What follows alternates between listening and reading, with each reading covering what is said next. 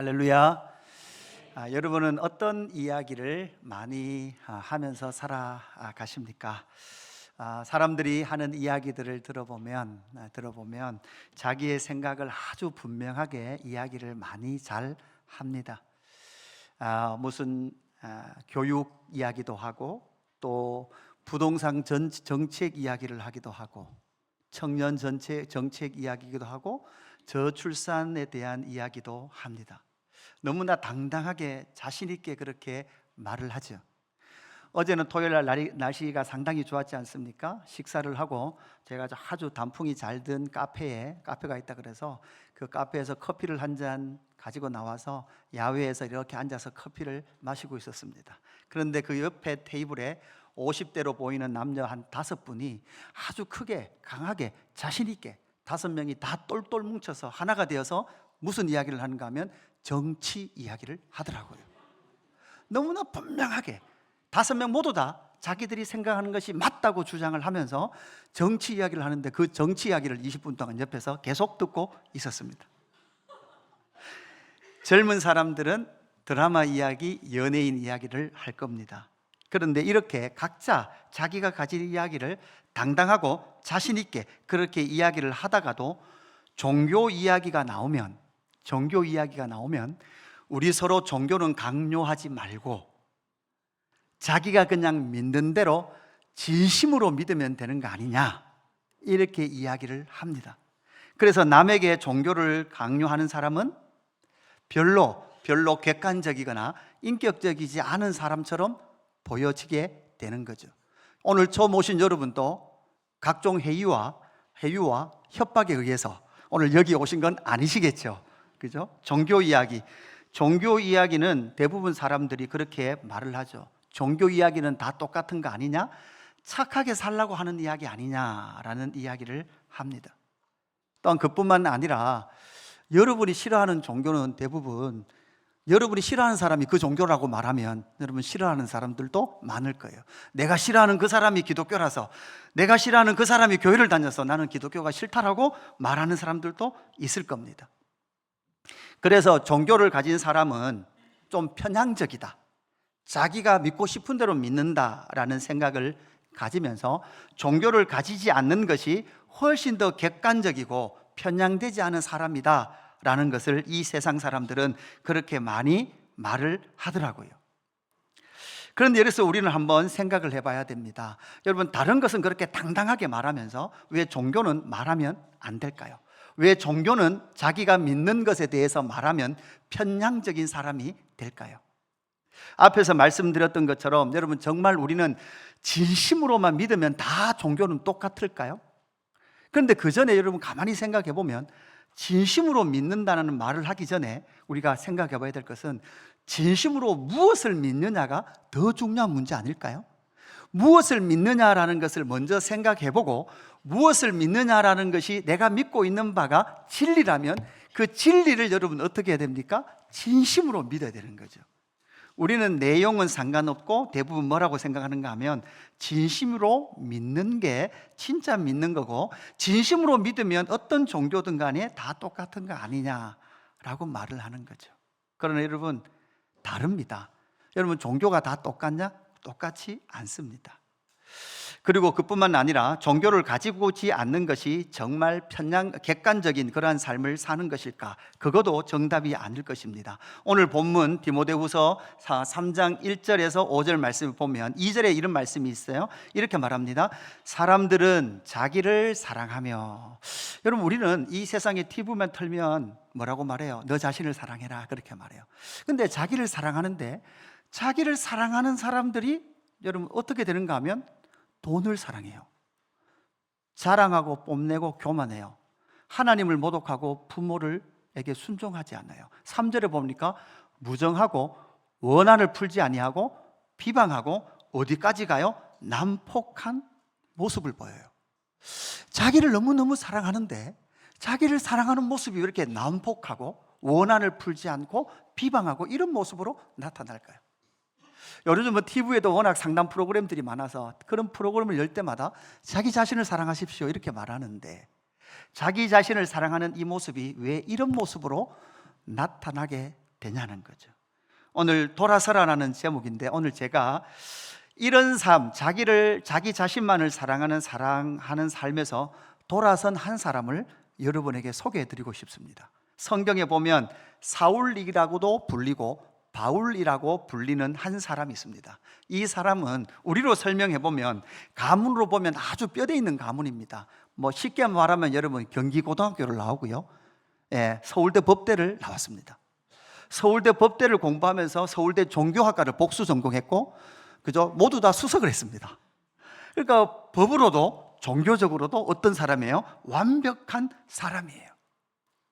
그래서 그렇던 법적으로나 종교적으로 완벽했던 사람 사울이 지금으로도 2000년 전에 이스라엘 근방에, 이스라엘 땅에 살았습니다. 그리고 그 땅에서 법학과 종교학을 완벽하게 공부했던 이 바울은 어떤 생각이 있었는가 하면, 그 당시에 예수라는 사람이 등장했고 예수가 하나님의 아들이라고 주장하는 사람들이 막 생겨나기 시작했어요. 그러면서 법학과 종교학을 한 이 바울 입장에서는 인간 예수가 하나님의 아들이라고 주장하는 사람들에 대한 생각을 어떻게 정리했는가 하면, 사도행전 9장 1절에 이런 말씀이 나오죠. 사울은 여전히 주의 제자들, 여기 주는 예수가 하나님의 아들이라고 믿는 사람들이에요. 예수가 하나님의 아들이라고 믿는 주의 제자들을 위협하면서 살기를 띠고 있었다, 이렇게 말해요. 여러분, 살기가 뭐예요? 죽이겠다는 거죠. 죽이겠다는 거예요. 가문으로나 학문으로나 종교적으로 완벽했던 바울은 예수가 하나님의 아들이라고 생각하는 사람들을 향하여 살기를 띠고 있었고, 그는 그죠? 믿음이란 말이에요. 도를 믿는 사람들은 남자나 여자나 가리지 않고 닥치는 대로 묶어서 예루살렘으로 끌고 오는 것이 그의 삶의 이유였어요.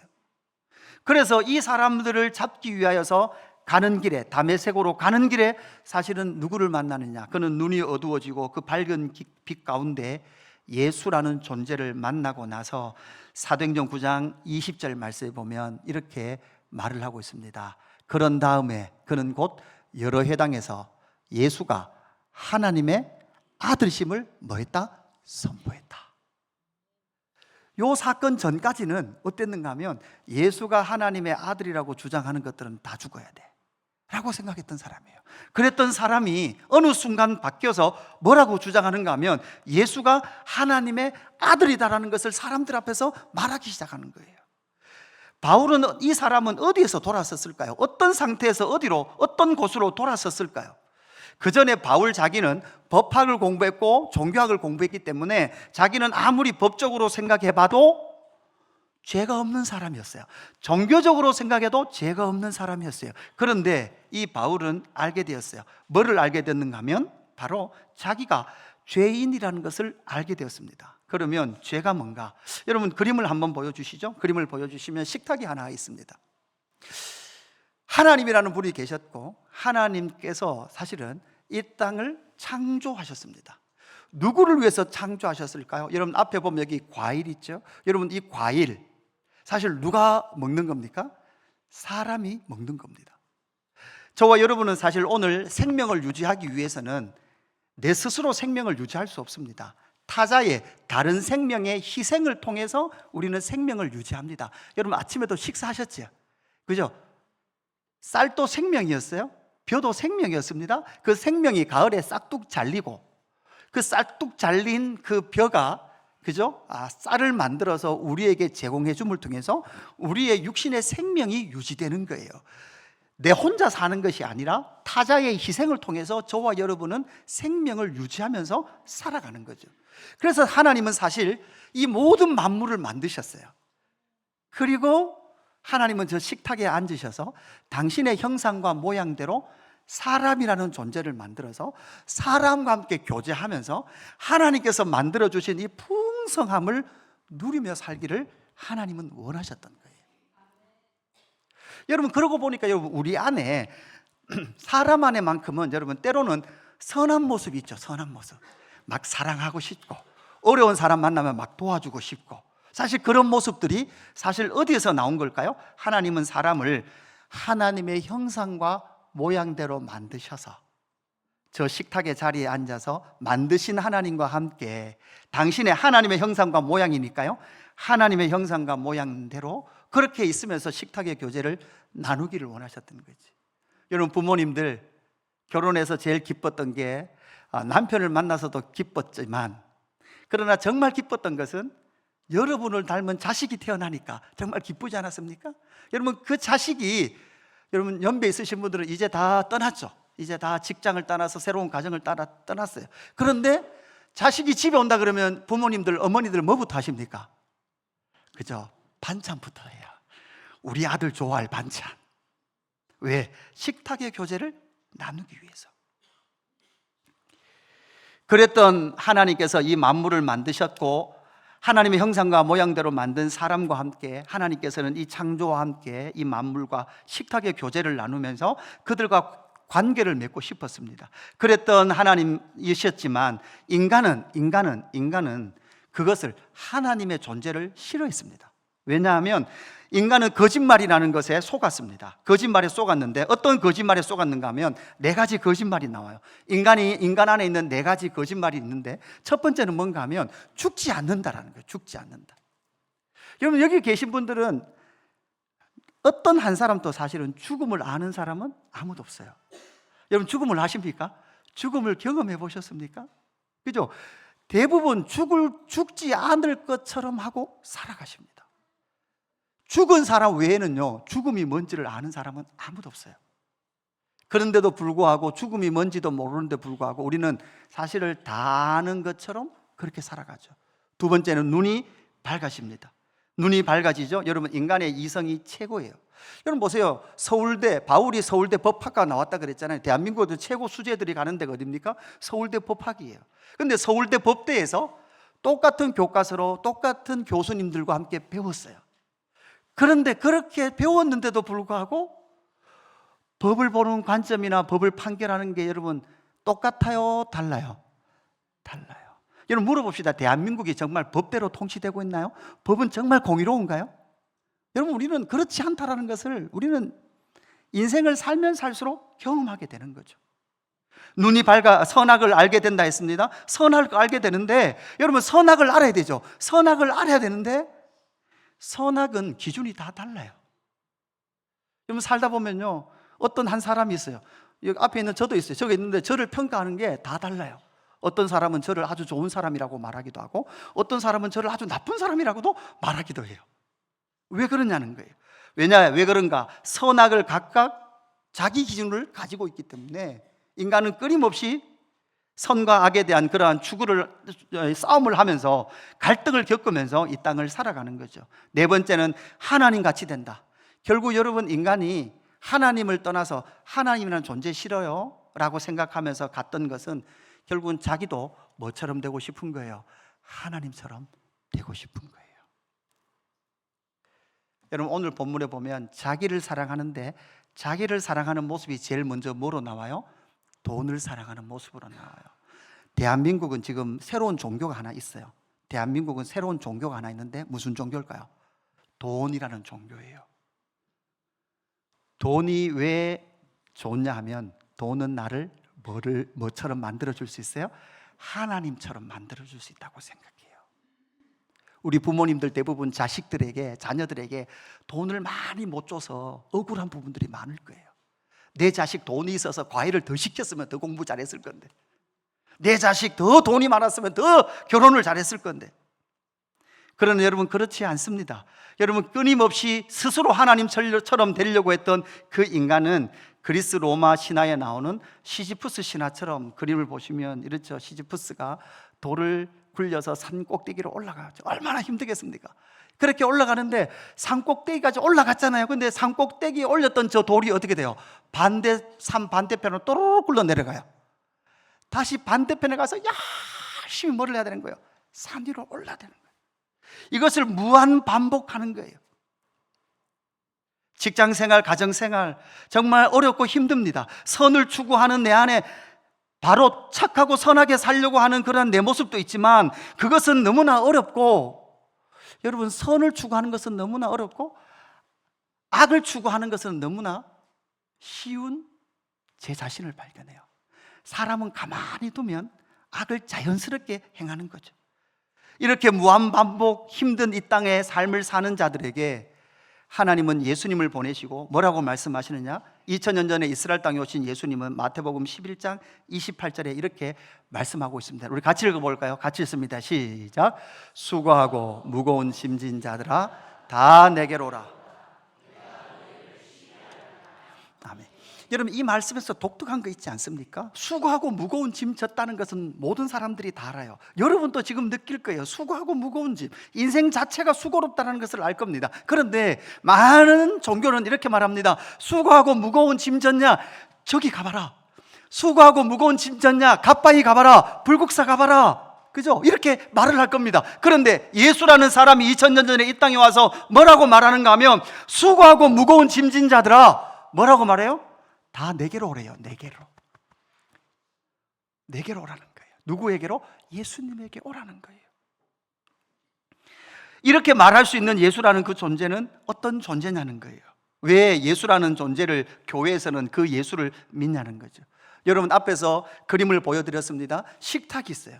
식탁에 초대를 받았고 그 식탁에서 함께 밥을 먹으며 하나님과 교제하며 살아야 될 존재가 저 식탁을 떠나버렸어요. 아버지가 싫다고 떠나버렸어요.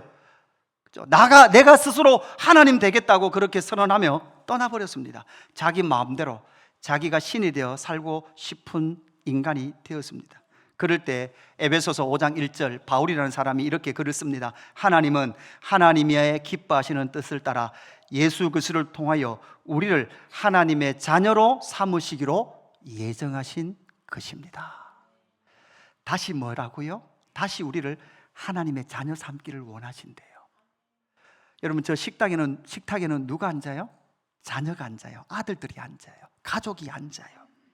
그런데 그것이 그냥 되는 것이 아니라 하나님의 기뻐하시는 뜻을 따라 예수 그리스도를 통하여 하나님의 아들이 되게 하신다라고 말씀하고 있습니다.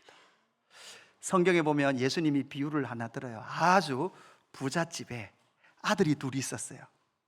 그죠? 그런데 이 둘째 아들이 늘 둘째가 문제인 것 같아요. 저도 둘째입니다. 그죠? 둘째 아들이 이 집이 너무나 부자인데 딱 싫은 게 있는 거예요. 돈은 너무나 많아요. 근데 딱 싫은 게 이 돈 많은 집에 아버지가 계시다는 사실이에요. 아버지가 돈은 많은데 너무 아들에게 간섭하시는 거예요. 돈도 마음대로 쓰지 못하고 자기가 마음대로 하는 걸 못하게 하시는 것 같은 거예요. 그래서 아버지에게 어느 날 크게 큰 소리를 치면서 요구를 합니다. 아버지, 돈 많으시죠? 그리고 그 재산 당연히 아들에게 주실 거죠? 아버지, 주실 거면 죽고 나서 주시지 마시고 지금 주십시오. 그래서 자기 몫을 거금을 받아서 먼 타국으로 갑니다. 먼 타국에 가서 허랑방탕한 삶을 살죠. 막 돈을 씁니다. 친구들이 많아지겠죠. 뭐 지금 같으면 뭐 LA 헐리우드 좀 가겠죠. 유명한 사람들과 함께 돈을 쓰면서 그렇게 카지노를 다니면서 돈을 씁니다. 돈을 쓸 때는 많은 사람들이 있습니다. 모입니다. 그런데 그렇게 돈을 쓰다 보니까 어느 날 그 돈이 다 어떻게 됐죠? 다 없어져 버렸습니다. 그래서 그는 먹을 것이 없었습니다. 먹을 것이 없을 때 아무 친구들도 자기를 돌보아 주지 않았습니다. 너무너무 먹을 것이 없어서 기어이 돼지들이 먹는 그 음식을 먹으려고 해도 그 음식조차, 돼지가 먹을 음식조차 먹을 것이 없었습니다. 그럴 때 이 둘째 아들이 생각했던 하나는 무엇일까요? 자기가 가진 것이 다 탕진되고 났을 때 그렇게도 귀찮고 그렇게도 싫었던 누가 생각나는 거예요? 아버지가 생각나는 거죠. 여러분, 물어보겠습니다. 종교를 가지고 계시죠? 여러분이 가지고 계신 종교도 있을 거예요. 그런데 물어봅시다. 교회를 다니는 여러분도 물어봅시다. 정말 종교를 가지니까 만사형통, 무병장수, 문제 해결이 다 되던가요? 정말 기독교는 그것을 말하는 걸까요? 그럴 때 요한복음 14장 6절 예수님이 이렇게 말합니다. 예수께서 그에게 말씀하셨다. 나는 길이요 진리요 생명이다. 나를 거치지 않고는 아무도 누구에게 갈 수 없다? 아버지께로 갈 수 없다.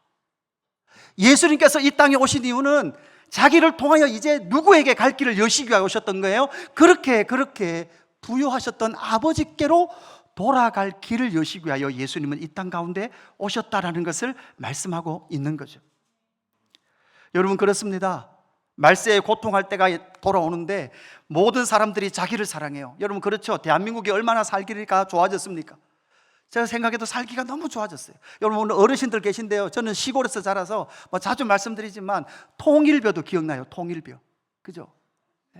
통일벼를 해놓으면 밥이 흰색이 아니에요, 그죠? 시커멓티티합니다, 그죠? 그것도 먹을 것이 없어서 힘들었던 바로 우리 윗세대예요, 윗세대. 그렇게 힘들었던 그 세대들을 통하여 이렇게 부유해지고 잘 먹게 되었고 잘 살게 되었음에도 불구하고 왜 우리는 끊임없이 경쟁하고 끊임없이 화가 나고 과격하고 그렇게 그러므로 말미암아 우울증과 공황장애, 그래서 겉으로는 멀쩡하지만 수많은 젊은이들이 스스로 목숨을 끊는 자살의 길로 자신의 인생을 스스로 마감하는 이러한 아픔의 현실을 만나고 있을까요? 왜 그럴까요? 결국 예수님은 이 누가복음 15장 22절 앞에서 말씀드렸던 비유, 이제 둘째 아들이 아버지 집으로 돌아옵니다. 돌아올 때 아버지가 그 돌아오는 아들을 보며 이렇게 멀리서 바라보며 이렇게 말합니다. 들어왔을 때 어서 가장 좋은 옷을 꺼내서 그에게 입히고 손에 반지를 끼우고 발에 신을 신겨라. 그리고 살찐 송아지를 끌어다가 잡아라. 우리가 먹고 즐기자. 24절 같이 읽어볼까? 24절 시작.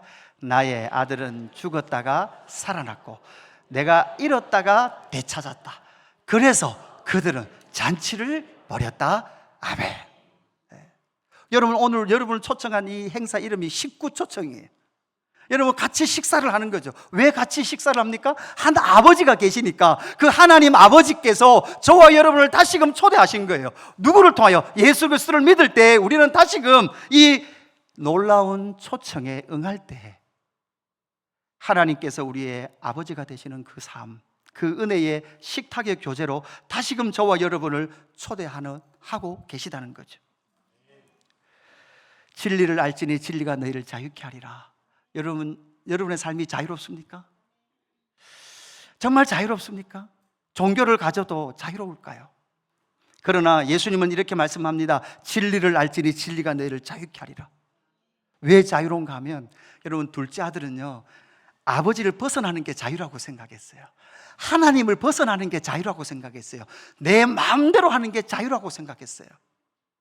그런데 이 둘째 아들은 자기가 가지고 있는 모든 삶의 자원을 다 탕진하고 나서야 알게 되었습니다. 뭘 알게 되었을까요? 아버지 안에 있는 게 가장 자유롭구나. 아버지 집에 있는 것이 가장 자유롭구나 라는 것을 알게 되었던 것이죠. 여러분을 왜 초대했습니까? 여러분이 문제 해결 만사형통이 아니라 저는 여러분에게 아버지가 계시다라는 사실을 말씀드리고 싶습니다. 오늘 아침에 제가 일찍 나오니까요, 저 마당 입구에, 이 교회 입구에 막 차들이 막 들어오는 거예요. 교회로 들어오는 차들은 아닌데 막 마당 입구로 들어와서 차를 쫙 주차를 하더라고요. 그러더니 차에서 각각 막 박스를 하나씩 꺼내가지고 교회를 안 오고 산으로 가요. 산으로. 저 박스를 들고 돗자리를 들고 저 왜 자꾸 산으로 올라가지, 저 많은 사람들이. 그러고 보니까 요즘 무슨 기간이에요? 요새는 산에서 제사하는 모사 기간이에요.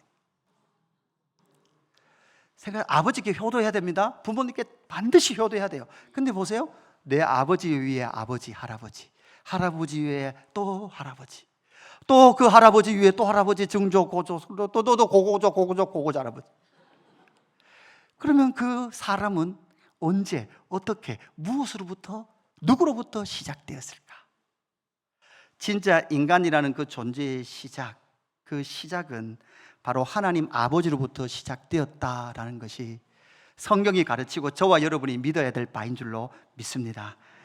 오늘 돌아섰던 바울, 어떤 삶에서 돌아섰습니까?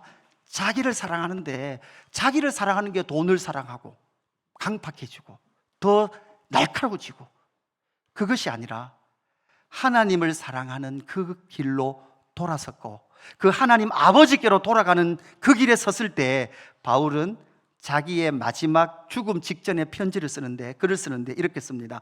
디모데후서 4장 6절, 나는 세상을 떠날 때가 되었습니다. 이제는 나를 위하여 의의 면류관이 예비되어 있으므로. 그러니까 바울은, 이라는 사람은 아버지께로 돌아섰을 때 여러분 뭐도 알게 돼요. 죽음이라는 것도 알게 돼요. 죽고 끝나는 게 아니다. 여러분, 교회를 안 다니는 사람들도, 앞에 우리 모사했죠. 모사하는 사람들도 죽고 끝나지 않는다는 걸 아니까 여러분 뭐해요?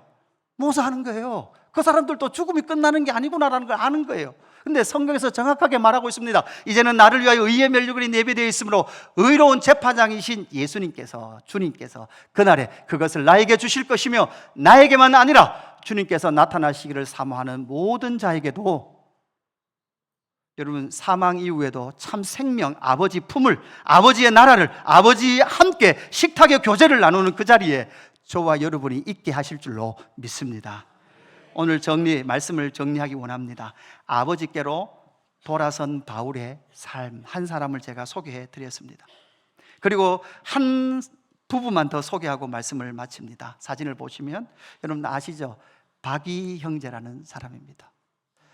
이는 건강한 청년이었습니다. 그런데 불의의 사고로 하반신 마비가 되었죠. 그리고 이 하반신 마비가 되면서 자신의 삶을 이해하기 위하여 새벽마다 교회를 기도하러 옵니다. 동생이 끌어주는 휠체어에 끌려서 교회에 기도하러 오죠. 그럴 때 저기 연예인 가수였던 송지은 자매가 새벽 기도 왔다가 휠체어 타고 새벽 기도하고 있는 저 청년을 보면서 저 청년을 위로해 줘야 되겠다 싶어서 찾아가서 이야기를 걸었는데, 이 송지은 자매가 알게 된 게 있죠. 휠체어를 찬 저 박유 형제는 위로할 대상이 아니구나 라는 것을 알게 되었대요. 왜냐하면 자기의 삶을 이끄신 하나님, 지금은 이런 불의의 사고와 이러한 장애를 가진 것을 다 이해할 수 없지만, 그러나 나는 하나님 아버지의 품 안에 있고 하나님의 뜻 안에 있다라는 그 자기의 삶을 해석해내는 실력을 보면서 매력에 빠지게 되고, 두 사람이 얼마 전에 결혼하게 되었던 거죠. 하나님은 저와 여러분을 아름다운 하나님의 식탁으로 초대하고 계신 줄로 믿습니다. 제가 여러분에게 그냥 30분, 40분에 다 설명을 드릴 수 없습니다. 저도 직장생활을 하다가 하나님의 부르심을 받고 목사가 되었죠. 한 인생을 그냥 방향을 바꾸어 목사로서 살고 있습니다. 그 이야기를 30분 만에 여러분에게 다 들려줄 수는 없습니다. 저는 여러분의 당당하게 요청합니다. 옆에 여러분을 초대했던 사람들은 예수님을 믿고 삶의 방향을 바꾼 사람들이에요. 그 사람들의 이야기를 여러분 30분, 40분 만에 여러분에게 다 해드릴 수 없습니다. 그래서 다음 주부터 우리는 예수 그 이름 교회는 5주간 이런 공부를 합니다. 인간과 하나님이라는 주제를 가지고 하나님의 관심, 반대편의 인간의 상태, 그 인간의 상태를 하나님께서 어떻게 해결하셨는지, 그렇게 해결하시고 나서 그 해결의 복음의 은혜를 받은 인간의 책임은 무엇인지, 그렇게 인간의 책임이 함께 할 때 우리 삶 가운데 펼쳐지는 새로운 삶은 어떤 삶인지, 여러분 이것을 5주간 하나님의 말씀을 가지고 같이 나누고 공부하는 시간을 가집니다. 여러분 오늘 처음 오신 여러분들 그렇습니다. 아이고 오늘 교회 한번 그냥 오라 하니까 가봐야지. 여러분 이 생각을 잠시 접어놓고 정말 하나님이라는 분이 계신지, 그리고 정말 그분이 하나님 아버지시라면 우리가 돌아가야 될 것은, 진짜 자유로운 것은 하나님 아버지의 식탁이요 하나님 아버지의 품 안인 줄로 믿습니다. 여러분 이 시간 우리 잠시 한번 같이 기도했으면 좋겠습니다. 이 시간 기도할 때, 이 시대는 자기를 사랑하라고 합니다. 그런데 자기를 사랑하는 방법을 사람들은 몰라요. 자기를 사랑하는 방법을 모르니까 여러분 어떻게 해요? 돈을 사랑해요. 자랑해요. 그리고 돈을 자랑해요. 돈 때문에 교만해요. 돈 때문에 돈 없는 사람을 비방해요. 돈 없는 부모를 거역해요. 감사하지 않아요. 여러분 돈 가진 사람들 중에서 감사한 건 별로 못 봤어요. 대부분 돈을 더 가지고 싶어 하더라고요. 무정해요.